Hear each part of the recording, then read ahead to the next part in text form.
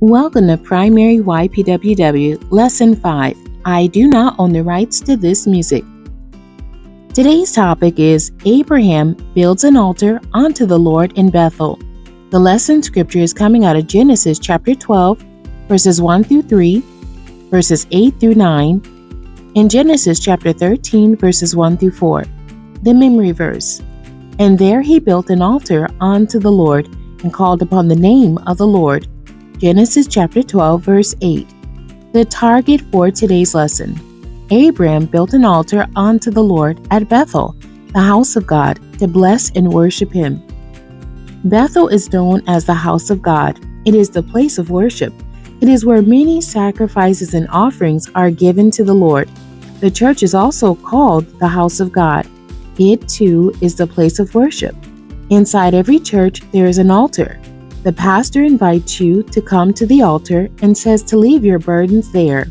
He says to worship the Lord on the altar. The altar is the place inside the church where you can come to Jesus and thank Him. Abraham built an altar for God, where he worshiped.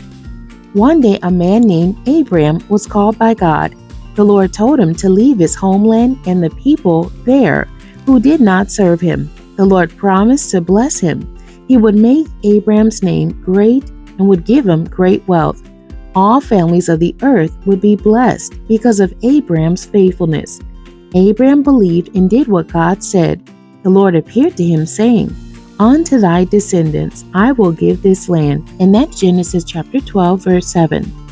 Abraham was very thankful, so he built an altar for God. He continued to travel, and between the cities of Bethel and Ai, he built a second altar for the Lord. Everywhere he went, he worshipped and honored God by building an altar.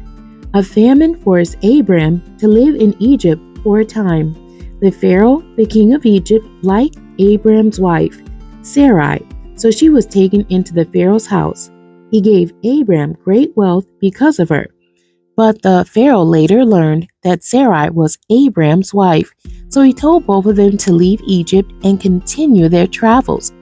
When he left Egypt, Abraham was very rich and had silver, gold, and many animals.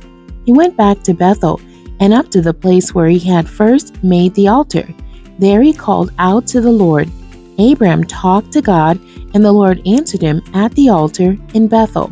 Sometime later, God changed Abraham's name to Abraham, which means father of many nations. This name change was a sign of God's promise to Abraham. Bethel was the place of worship. Bethel was the place of worship. The church is a place of worship today. Abraham talked to God at the altar. And God promised blessings to all the families of the earth through Abraham, and how God gave him wealth, and God gave him wealth in Egypt. The questions for today's lesson. Number 1.